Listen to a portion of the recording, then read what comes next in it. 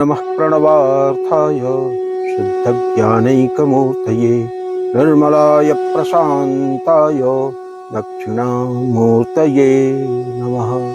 चिद्घनायमशेषाय वटमूलनिवासिने सच्चिदानन्दरूपाय दक्षिणामूर्तये नमः।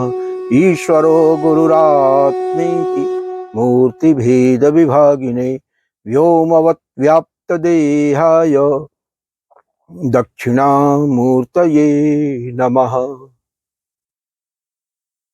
विघ्नेश्वराय वरदाय सुरप्रियाय लंबोदराय सकलाय जगद्धिताय नागाननाय श्रुतियज्ञ विभूषिताय गौरीसुताय गणनाथ नमो नमस्ते।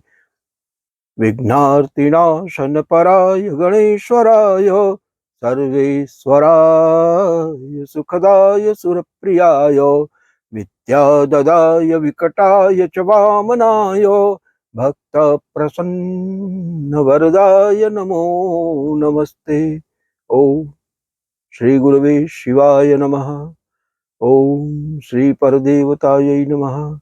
ओम श्रीमन्महागणाधिपतये नमः। सो फ्रेंड्स, पिछले एपिसोड में हम लोग जो है ओपनिंग श्लोक की बात कर रहे थे और उसमें यह हो गया था कि स्थित्यात्मिकाम शरधनुष श्रेणीपास हस्ताम। तो पास के बारे में हम लोगों ने, और श्रेणी के बारे में, सर के बारे में, धनुष के बारे में चर्चा किया था। तो वहां से हम लोग आगे बढ़ते हैं, लेकिन आगे बढ़ने के पहले थोड़ा सा ये समझ लें कि मन इक्षुधनु, मन जो है इक्षुधनु है, तो उसमें रस भरा हुआ है। ये रस जो है मतलब क्या है? रस का मतलब है कि सीट ऑफ एक्सपीरियंस, वो मन है, और मन के पीछे जो सत्ता है, जहां से कि मन पावर डिराइव करता है, वो आत्मा है। आत्मा त्वम गिरिजा मति ही, तो ये भगवती का ही एक्सटेंशन है मन। तो मन ही जो है वो सीट ऑफ एक्सपीरियंस है, जहां की इंद्रियों के माध्यम से डेटा आता है, जाता है, और वो उस डेटा को एनालाइज करके वो एक्सपीरियंस करता है। हॉट है, कोल्ड है, स्वीट है, सावर है, क्या है क्या नहीं है। तो वो सीट ऑफ एक्सपीरियंस चूंकि वही है, तो विषयों का रस वहीं जाके जो है वो इकट्ठा होता है। और ये विषयों का रस आता कहाँ से है? तो वो वही पंचपुष्प बाण है। 5 जो विषय हैं, शब्द, स्पर्श, रूप, रस, गंध, ये आके उन्हीं से जो है उसका मन जो है, चित्त जो है वो विद्ध होता है, और यहीं से जो है वो वासनाओं का खेल शुरू हो जाता है, जो संचित वासनाएं हैं। तो ये हो गया सर धनुष श्रेणीपास हस्ताम श्री चक्रताम परिणताम सततम नमामि।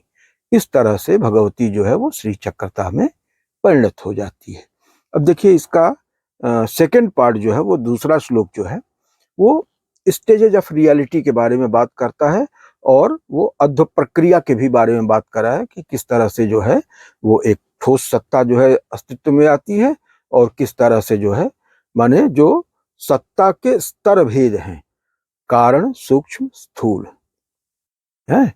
गीता में जिसको अध्यात्म, अधिदैव और अधिभूत कहा गया, ठीक है ना, उसको विज्ञान की भाषा में आप कहें तो उसको आप जो है क्लासिकल फिजिक्स, जिसमें कि फिजिकल पार्टिकल्स के बारे में और एनर्जी के बारे में जो है स्टडी करते हैं, और उसके पीछे जो है क्वांटम मैकेनिक्स में चले जाइए, जहां वेब ऑफ पार्टिकल के बारे में जो है हम लोग देखते हैं।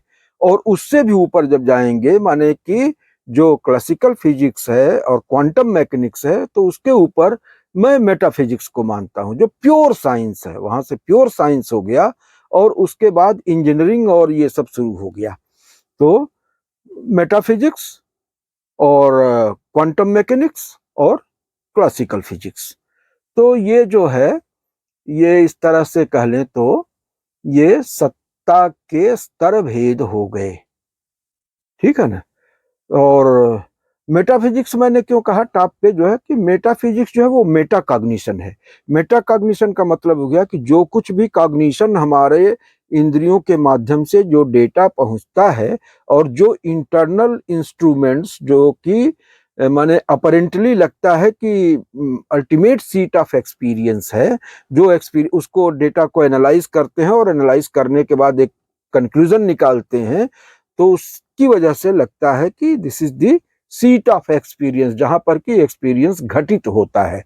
लेकिन वास्तव में देखा जाए तो उसके पीछे आत्मा की शक्ति रहती है। अगर उस माने कि इंटरनल इंस्ट्रूमेंट के पर्दे के पीछे आत्मा न हो तो इंटरनल इंस्ट्रूमेंट जो है वो कहीं से पावर सप्लाई ही उनकी कट जाएगी। तो इसलिए जो है जब हम लोग जैसे गायत्री मंत्र में नहीं चर्चा करते, क्यों कहा कि धीमहि, वो गायत्री शक्ति जब वो आती हैं, प्रकट होती हैं, तो ब्रह्म विष्णु रुद्र को वो क्यों कहते हैं कि तुम जो है उसका ध्यान करो, उस ओंकार का ध्यान करो, ताकि वो पावर सप्लाई लाइन जो है वो कटे न। तुम उस पावर सप्लाई के कार्ड को जो है वो अक्षुण रखो, उसको जो है मेंटेन रखो। वो अगर कट गया तो पावर सप्लाई ही कट जाएगी। तो धीमहि शब्द इसीलिए आता है गायत्री मंत्र में। तो वही बात यहाँ पे आ रही है कि जो सीट ऑफ एक्सपीरियंस है वो अपरेंटली तो मन है, लेकिन तो उसके पीछे आत्मा है। तो इसलिए मेटा कॉग्निशन जब हम कहते हैं तो जो जो अपरेंटली जो कॉग्निटिव फैकल्टी जिसको माना जाता है, उस कॉग्निटिव फैकल्टी के पीछे की जो रियल कॉग्निटिव फैकल्टी है, जब हम उसको एनालाइज करते हैं, उस तक जब हम पहुंचते हैं, तो वो बिल्कुल सब्जेक्टिव स्टेट होती है। उसको ऑब्जेक्टिवली आप न तो देख सकते हैं, न सुन सकते हैं, न टच कर सकते हैं। वो प्योर सब्जेक्ट है और subject can not be seen and defined as object. उसको ऑब्जेक्ट की तरह से हम नहीं ट्रीट कर सकते हैं।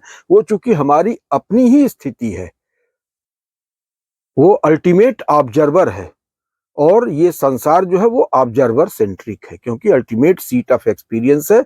All experiences happen there only. तो जैसे हमारे यहाँ नहीं, ये डबल स्लिट एक्सपेरिमेंट में जो आपके आया कि वेव जो है वो अंडर ऑब्जर्वेशन जब होगी तो वो पार्टिकल की तरह बिहेव करेगी, और जब वो अंडर ऑब्जेक्शन नहीं रहेगी तो वो वेव की तरह से जो है बिहेव करेगी। तो इसका मतलब क्या हुआ कि पार्टिकल्स के ही आधार पे एटम बने, एटम से मॉलिक्यूल बने, मॉलिक्यूल से फिर जो है वो चीजें बनी। लेकिन ये कब बनी? जब दे आर अंडर ऑब्जर्वेशन, माने ऑब्जर्वर सेंट्रिक है। अगर ऑब्जर्वर वहां पे नहीं होता है तो फिर कोई संसार नहीं होता, फिर पार्टिकल एग्जिस्ट नहीं करता, फिर एकमात्र सत्ता यूनिफाइड फील्ड जो है वो विराजित रहती, वो पराशक्ति विराजित रहती है, जो कि फॉर्मलेस वो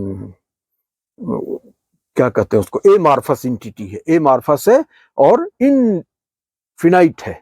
a formless amorphous infinite entity है। तो ये वही बात है कि फिजिक्स हो गया, क्वांटम फिजिक्स हो गया, मेटाफिजिक्स, या उसको मेटाकॉग्निशन भी आप कह सकते हैं, कि जो कॉग्निटिव फैकल्टीज के पीछे बैठा हुआ जो ऑब्जर्वर है, जो प्योर सब्जेक्ट है, जिसके चलते जो है ये सब लोग चैत्य हो रहे हैं, जिसकी चेतना के प्रकाश से सब प्रकाशित हो रहा है, उस परम प्रकाश स्वरूप जो आत्मसत्ता है, जो परमात्मा सत्ता है, उसकी बात हो रही है। तो वो मेटाफिजिक्स का सब्जेक्ट है। वो चूंकि फिजिक्स और क्वांटम फिजिक्स का सब्जेक्ट नहीं है, लेकिन जब तक उसको नहीं पकड़ेंगे तब तक वो पावर लाइन आपकी जो है वो जुड़ ही नहीं पाएगी, क्योंकि सारा पावर वहीं से जो है वो फ्लो करता है।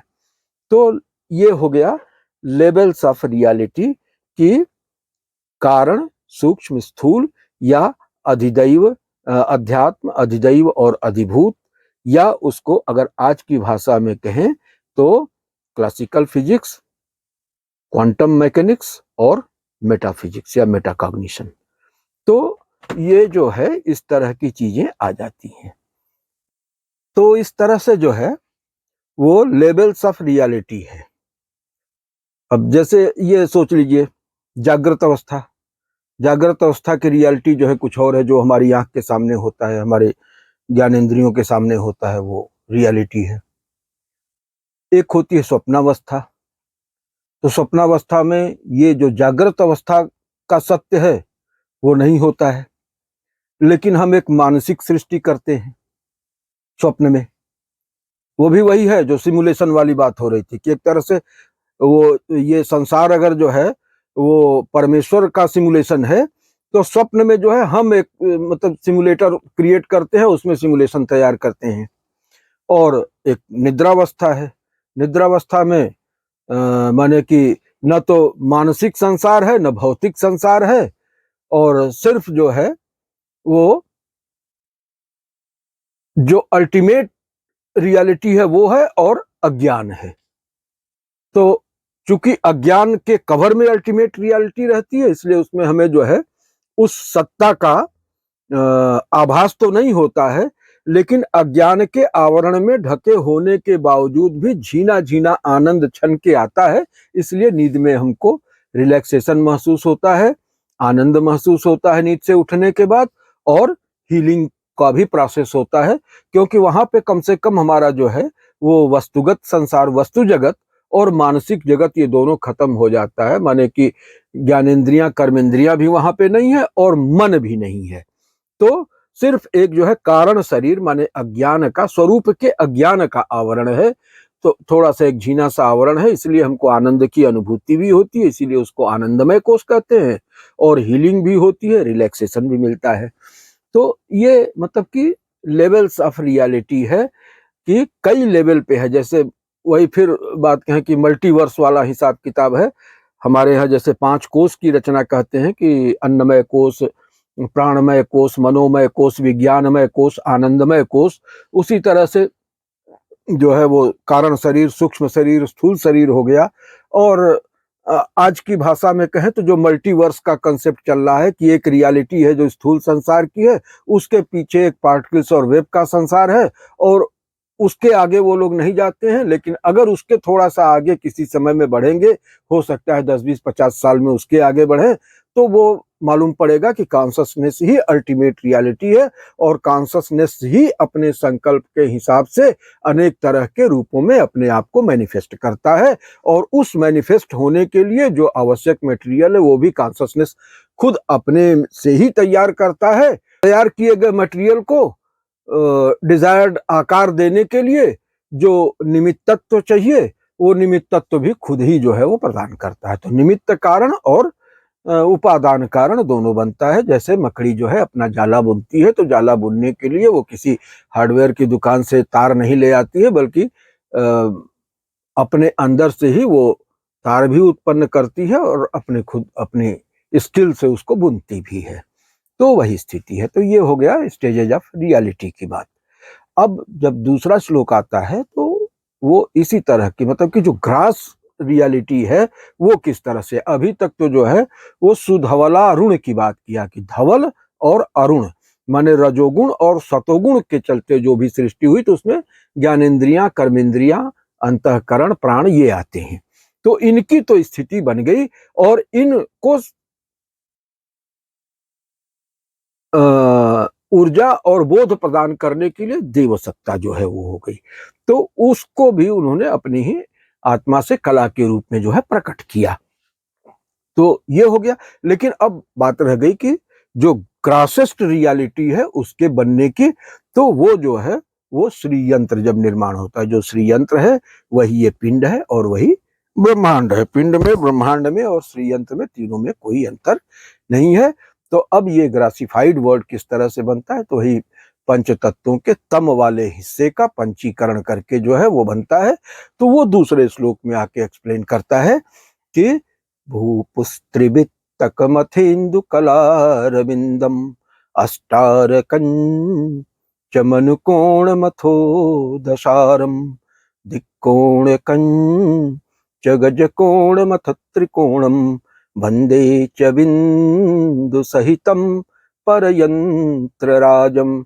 तो परयंत्र राज जो ग्रासेस्ट स्ट्रक्चर है उसमें भी 10 लेवल्स हैं, और वो स्थूल से सूक्ष्मता की ओर क्रमिक रूप से जो है वो जाते रहते हैं, और अंतिम जो स्थूल का जो सूक्ष्मतम रूप है वो बिंदु में आता है, और बिंदु के बाद से जो है वो स्थूलता खत्म हो जाती है, फिजिकलिटी खत्म हो जाती है, और उसके बाद एनर्जी वाला डायमेंशन शुरू होता है या लाइट का डायमेंशन शुरू होता है, और उस डायमेंशन में जो है वो वही जो सुधवल और अरुण जो संरचना थी वो उसमें आके फिट हो जाती है। तो ये एक दूसरा स्तर इस ग्रास के अंदर जो है वो दूसरा स्तर आ गया, जो कि रजोगुण से है बना हुआ है, और उसके भी अंदर जो है सतोगुण वाला स्तर आके फिट हो जाता है। तो मतलब कि एक जो स्थूल संरचना ऊपर से दिख रही है वो सिर्फ स्थूल नहीं है, उसके अंदर जो है वो दूसरे और तीसरे स्तर की भी संरचनाएं हैं, और सब एकाकार होके सब इस तरह से इम्बेडेड हैं, इंटरमिंगल्ड हैं, और तब जाके ये यंत्र जो है वो क्रियाशील होता है, वो चाहे श्री यंत्र हो, चाहे ये पिंड हो, चाहे ये ब्रह्मांड हो। तो ये जो है 10 चक्रों की बात आ गई कि सबसे पहले भूपुर है, उसके बाद त्रिवित्त है, उसके बाद जो है षोडश दल कमल है, अष्टदल कमल है, फिर जो है वो चतुर्दशार है, बहिर्दशार है, अंतरदशार है, अष्टार है, त्रिकोण है और बिंदु है। तो इन हर आवरणों का अलग अलग जो है वो विशेषता है, उनका अलग अलग जो है क्रियाकलाप है, और उनके अलग अलग उनकी साधना का अलग अलग फल है, जिसके बारे में हम लोग अभी आगे चल के चर्चा करेंगे। अभी यहाँ की वो विषय वस्तु नहीं है। तो इस को समझने के बाद अब हम लोग जो है वो इसके आगे बढ़ेंगे, और इसके आगे की चीज और भी इंटरेस्टिंग है। तो हमारी सनातन परंपरा में क्या गजब का कमाल किया हमारे ऋषियों ने, और पता नहीं कितने हजार साल पहले वो ये सारी चीजें करके देख के बैठ चुके थे। लोग कहते हैं कि अंग्रेज नहीं आए होते, मुगल नहीं आए होते तो भारतवर्ष कुछ नहीं था। कहाँ की बात लोग कर जाते हैं, और जबकि डेटा ये बताता है कि इन लोगों के पहले जो तत्कालीन भारतवर्ष था, इन लोगों के आने के पहले वर्ल्ड की जीडीपी का 35 to 40% जो है कंट्रीब्यूट करता था। लिटरेसी का लेवल बहुत हाई था, प्रॉस्पेरिटी का लेवल बहुत हाई था। तो कितना बड़ा विज्ञान उन लोगों ने समझ रखा था, समझ में नहीं आता। और मुझे तो कभी कभी ऐसा भी अनुभव होता है कि यहाँ का जो मूल विज्ञान था, वो इराक उस समय एक समुन्नत सभ्यता होती थी जिस समय मुगल आक्रांता यहाँ आए थे, और इराक में कोई बहुत समझदार शासक हुआ करता था, तो उसके थ्रू यहाँ का बहुत सारा ज्ञान वहाँ गया, और फिर उसके बाद वहाँ से यूरोप में गया, और फिर जब यूरोपियन मतलब डोमिनेंस रहा तो डायरेक्ट यहाँ से बहुत कुछ ज्ञान गया, और वो ज्ञान रीपैकेज होके हमारे यहाँ आया। उनके यहाँ भी साइंटिस्ट हुए, बहुत सारे साइंटिस्ट हुए, और मैं ये मानता हूँ कि उन्होंने बहुत बड़ा काम किया, मानवता का बहुत बड़ा कल्याण किया।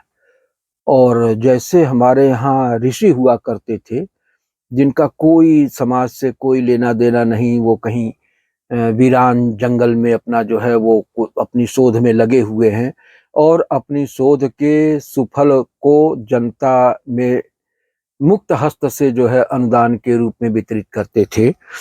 तो वही स्थिति जो है कहीं न कहीं इन वैज्ञानिकों की रही है, जिन्होंने लेबोरेटरी में अपना जीवन खपा दिया, और कुछ एक के ही हाथों तो सफलता मिली। ऐसा तो नहीं कि जितने वैज्ञानिकों ने लेबोरेटरी में अपना जीवन खपा दिया सबको सफलता मिली हो, ऐसा नहीं है, कुछ एक को ही सफलता मिली। तो ये बहुत बड़ी बात है कि पता नहीं कितने वैज्ञानिक जो है अपना पूरा पूरा जीवन जो है बलिदान कर दिए, लेकिन जिनके हाथ में सफलता लगी तो उन्होंने मानवता को बहुत कुछ दिया। आज के सभ्य समाज जिसको कहते हैं, उसकी जो भी सुख सुविधाएं हैं, तो उसके लिए उनका बहुत बड़ा कंट्रीब्यूशन है और पूरा समाज उनका ऋणी रहेगा। और हमें ये कहने में कोई संकोच नहीं है कि हम सबको उनका आभारी होना चाहिए। लेकिन प्रॉब्लम कहाँ आई? आपने जो कुछ भी किया बहुत अच्छा किया। दिक्कत ये हो गई कि अब्राहमिक सोच में एक प्रॉब्लम थी।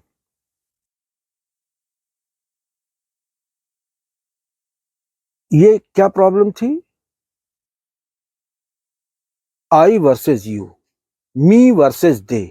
वो हमेशा बाइनरीज में चलता रहा, वो बाइनरीज से कभी ऊपर नहीं रहा। हम हैं तो हमारे अस्तित्व के लिए दूसरा जो है खतरा है, इसलिए हमें अपने अस्तित्व की सुरक्षा के लिए दूसरे के अस्तित्व को नकारना होगा, उसको आउट ऑफ एग्जिस्टेंस करना होगा।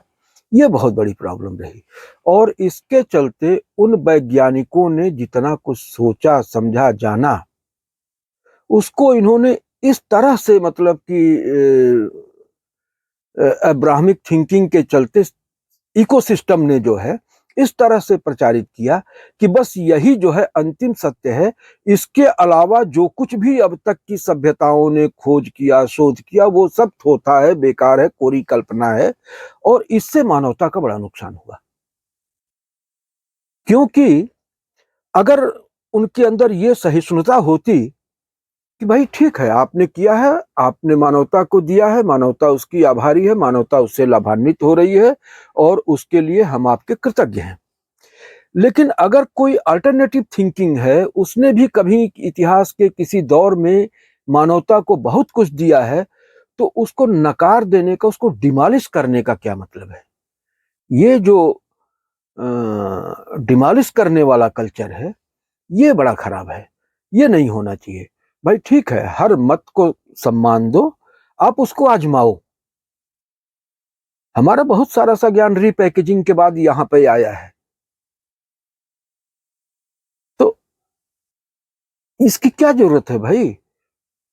जब तुम हमारे ज्ञान का उपयोग करके कुछ दे सकते हो, तो पूरे पूरे ज्ञान को फिर जो है वो उसकी चर्निंग करो, उसमें से निकालो ना।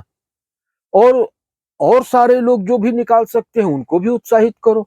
ये भ्रम फैलाने की क्या जरूरत थी कि नहीं ये कोरी कल्पना है, ये बकवास है, ये गडरियों का गीत है और इसमें कुछ नहीं है, इनके पास कुछ भी नहीं था। जब कुछ भी नहीं था तो किसी भी आक्रांता के आने के पहले वर्ल्ड इकोनॉमी का 40%, 35% हम कैसे कंट्रीब्यूट करते थे?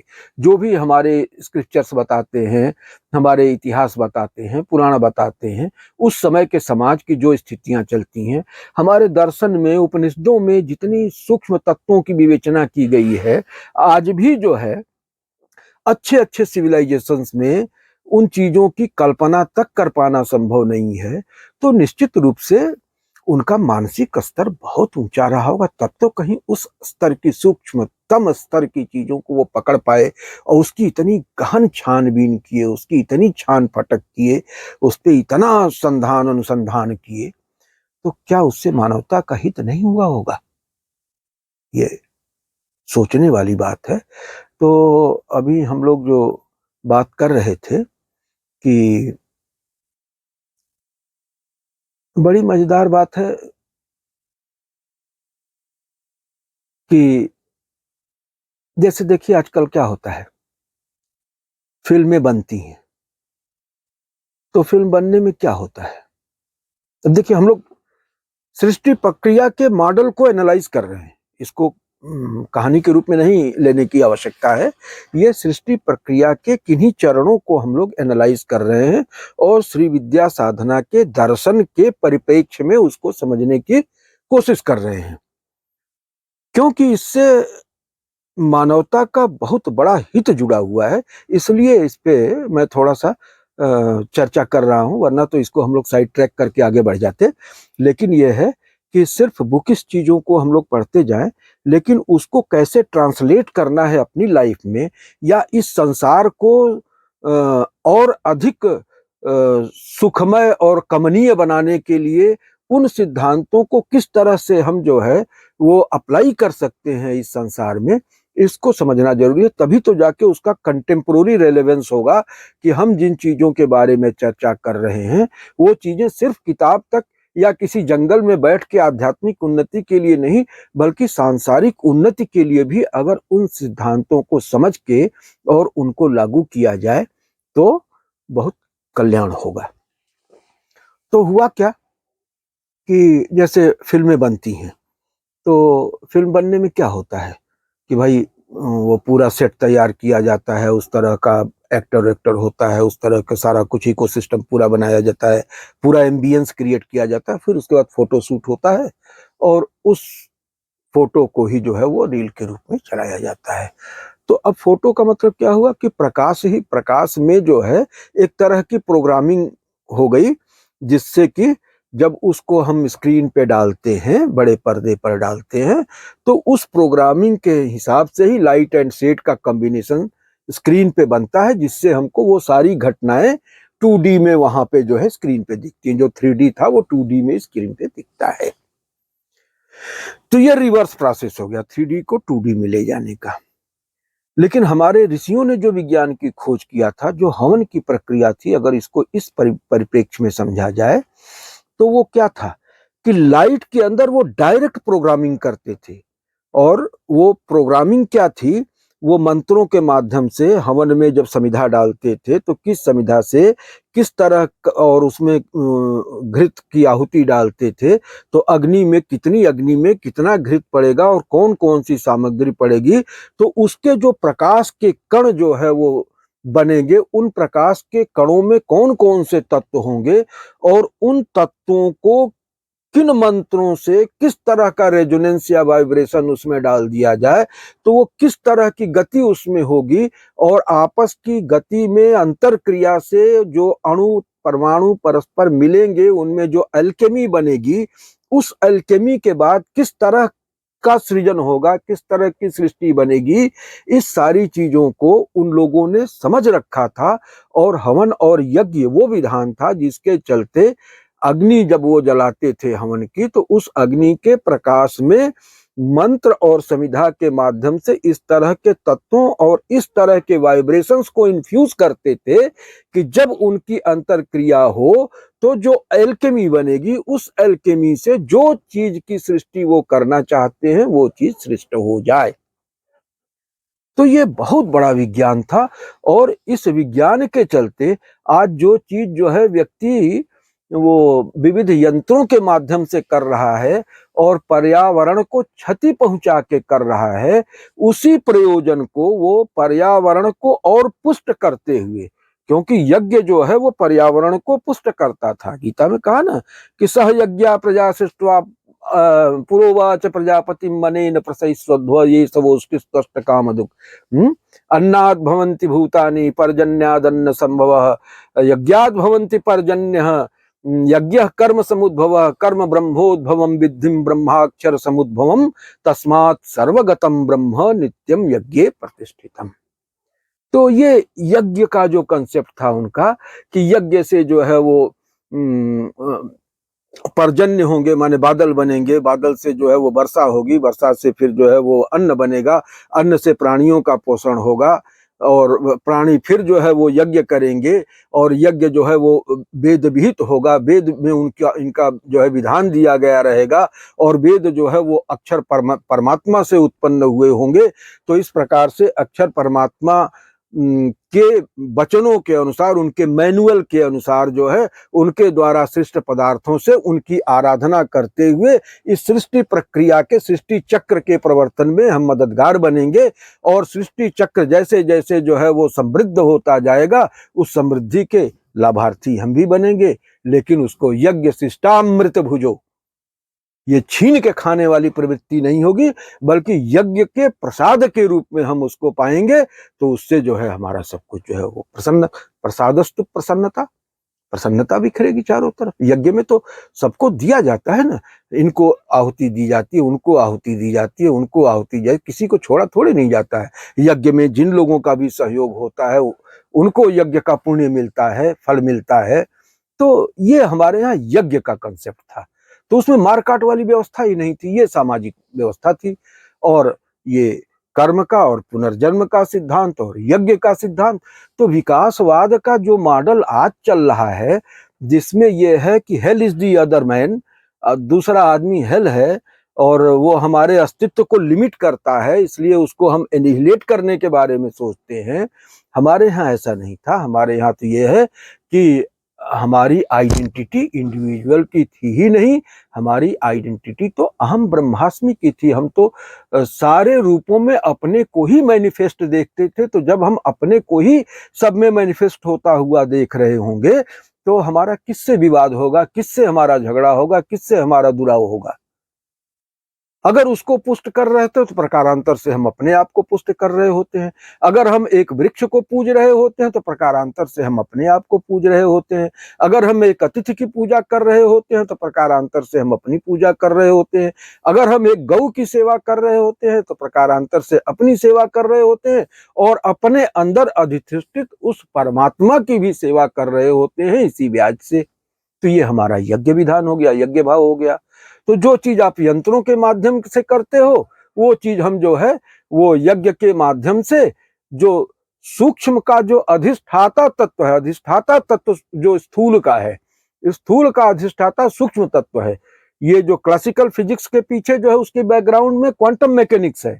तो वही वही सिद्धांत हम ये मान के चलते थे कि भाई जो है ये जो स्थूल जगत है इसके पीछे कोई सूक्ष्म सत्ता है जो इसको परिचालित करती है और उस सूक्ष्म सत्ता की प्रसन्नता के माध्यम से हम जो है अपने प्रयोजन को सिद्ध करते थे। हमारे भगवती के स्तुति के क्रम में बड़ा बढ़िया श्लोक आता है कि गजाधिक शतैर भुजई विविध शस्त्र देवान धृतान। भगवती के 108 हाथ हैं और उन 108 हाथों में उन्होंने जो है वो क्या धारण कर रखा है, शस्त्र के रूप में देवताओं को ही धारण कर रखा है। तो देवता जो है वो टूल्स हैं जो कि प्रयोजन को पूरा करते हैं। वो एनर्जी पैकेट्स हैं जो कि उस तरह का एम्बियंस क्रिएट कर देते हैं। उनके अंदर ये सामर्थ्य है कि उनको छीन के देने की जरूरत नहीं है, वो क्रिएट कर देते हैं उस चीज को, क्योंकि एनर्जी ही तो कंक्रीटाइज होती है मैटर के रूप में भाई। तो अगर उस एनर्जी को हमने अप्रोच कर लिया तो वो एनर्जी कंक्रीटाइज हो जाएगी जिस मैटर की हमको जरूरत है उस रूप में। तो हमारी ये साइंस थी। इसमें हम न तो किसी से विरोध लेते थे, न तो पर्यावरण को नुकसान करते थे। हमारे पास खुद इतना होता था कि हम यज्ञ भाव से हम दूसरे को भी देते थे। हम दान करने में नंबर 1 पे हुआ करते थे। हम किसी को भूखा नहीं देख सकते थे, किसी को दुखी नहीं देख सकते थे, क्योंकि उसमें हम अपने आप को खुद को देखते थे, हम अपने नारायण को देखते थे। तो आज जो विश्व में अव्यवस्था चल रही है, अनाचार चल रहा है, दुराचार चल रहा है, जो कमोशन और कयास की स्थिति बनी हुई है, चारों तरफ युद्ध के बादल मंडरा रहे हैं, परमाणु युद्ध का खतरा शुरू हो गया है, तो है क्या? वो यही बात है कि हमारी सोच गड़बड़ हो गई है। अगर इस सोच को हम नहीं बदलेंगे, सनातनी मूल्यों को लेके अगर हम विकास को नहीं परिभाषित करेंगे, विकास तो चाहिए भाई, सबको चाहिए, क्योंकि आज 8 अरब की आबादी को हमको जो है वो भोजन, कपड़ा, मकान, दवा, शिक्षा, सुरक्षा सब कुछ देना है। तो 8 अरब की आबादी को जो है वो आसान नहीं है कि हम लोग जो है वो ऐसे कर पाए। तो विकास तो करना पड़ेगा, हमें अपने संसाधनों को बढ़ाना पड़ेगा। लेकिन संसाधनों को बढ़ाने के लिए कतई जरूरी नहीं है कि हम छीन के बढ़ाएं या किसी का शोषण करके बढ़ाएं। शोषण केंद्रित व्यवस्था न हो करके हम जो है उस प्रकृति सत्ता को जिसने इतना दिया है हम क्यों मान लेते हैं? अगर हमारे साइंटिस्ट ये कहते हैं कि एवर एक्सपेंडिंग यूनिवर्स है, इसमें एक्सपेंशन होता ही जा रहा है, और जब हम जानते हैं कि एनर्जी ही मैटर के रूप में कंक्रीटाइज होती है, और हम ये भी जानते हैं कि dynamic form of consciousness in energy, अगर उसमें से डायनामिज्म जहां शांत हुआ तो वही कॉन्शसनेस में बदल जाती है। तो उस कॉन्शसनेस के लेवल से हम क्यों न मैनिपुलेट करें चीजों को, और जो हमको आवश्यकता हो उस तरह की चीजें हम वहां से ले आए। हमारे यहाँ आता है ना, रघुवंश में या किसमें आता है कि कौत्स को दक्षिणा देना था तो गए राजा के यहाँ, तो राजा रघु जो है वो सारा कुछ जो है दान दे के उनका खजाना खाली हो गया था, उनके पास कुछ था ही नहीं। लेकिन वो ब्राह्मण बटू आ गया अगर कहने के लिए, तो वो उसको जाने भी नहीं दे सकते थे। यह परंपरा थी हमारी कि हमारे पास कुछ भी नहीं है लेकिन तुमको चाहिए तो हम देंगे। तो कहां से लेते थे? अब देखिए वहीं से लेना है।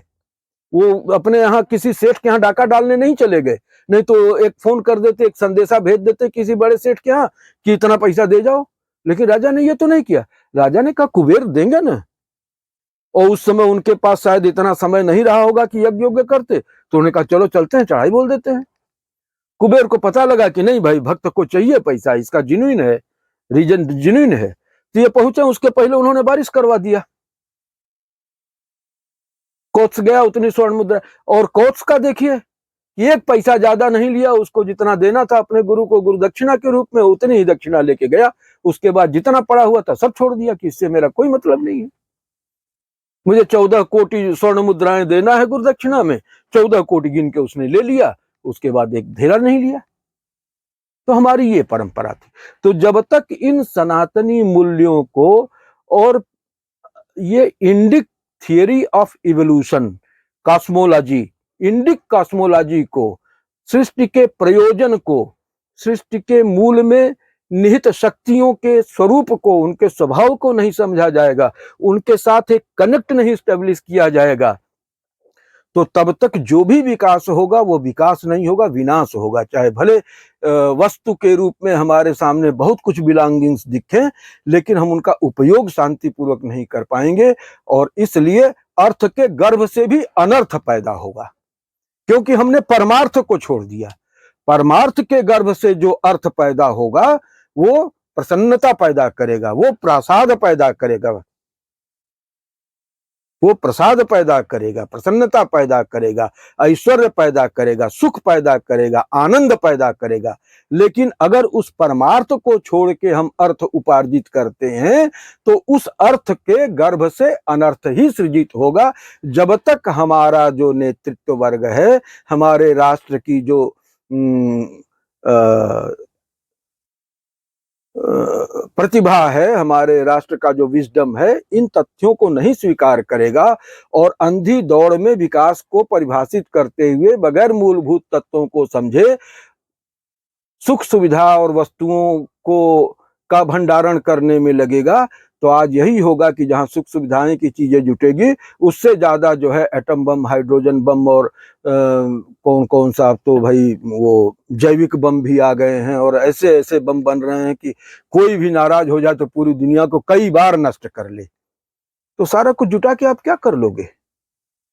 तो इसलिए आज का जो नेतृत्व है उसको मानना पड़ेगा, इंडिक वैल्यूज को मानना पड़ेगा, इंडियन कॉस्मोलॉजिकल व्यू को मानना पड़ेगा, उसको पुनर्जन्म को मानना पड़ेगा, उसको प्राकृतिक न्याय के सिद्धांत को मानना पड़ेगा, प्रकृति के दंड विधान को स्वीकार करना पड़ेगा, कर्म के सिद्धांत को स्वीकार करना पड़ेगा। बगैर इन चीजों को स्वीकार किए और परमार्थ से ही अर्थ की उत्पत्ति स्वीकार करना पड़ेगा। अगर वो परमार्थ से अर्थ की उत्पत्ति स्वीकार किए बगैर ये समझता है कि इस तरह से छीना झपटी करके या हत्या डकैती करके जो है अर्थोपार्जन किया जा सकता है, तो वो अर्थ उसका भूल है, और वो अर्थ नहीं, वो अनर्थ ही होगा, और उसके गर्भ से महा अनर्थ निकलेगा।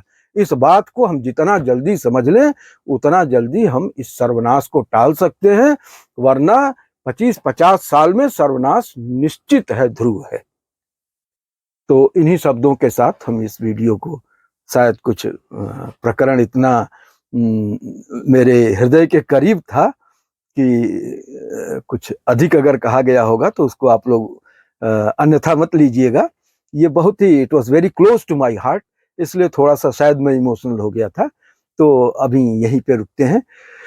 ओम पूर्णमदः पूर्णमिदं पूर्णात् पूर्णमुदच्यते पूर्णस्य पूर्णमादाय पूर्णमेवावशिष्यते। ओम शांति शांति शांति। सो फ्रेंड्स, इस वीडियो को अधिकाधिक संख्या में लोगों को शेयर करें, लाइक करें और चैनल को सब्सक्राइब करें, ताकि यह विचारधारा जन जन तक पहुंच सके और हम कहां चूक रहे हैं जिसके चलते हमारे समाज में जो है विशृंखलता, कमोशन, कयास, विद्वेष, वायलेंस, ये सब चीजें हो रही हैं। इनको दूर करने में इस चैनल का, सनातन शक्ति का आप लोग सहयोग करें और एक ऐसा समाज बनाएं जो शांत हो, न्यायप्रिय हो, संपन्न हो, ऐश्वर्यवान हो, विवेकवान हो, सुदृढ़ हो, स्वस्थ हो, समुन्नत हो, सुसंस्कृत हो, सुशिक्षित हो और पूर्णता की ओर सतत अग्रसर हो। इन्हीं शब्दों के साथ सर्वे भवन्तु सुखिनः, सर्वे सन्तु निरामयाः, सर्वे भद्राणि पश्यन्तु, मा कश्चित् दुःखभाग् भवेत्। ओम शांति शांति शांति।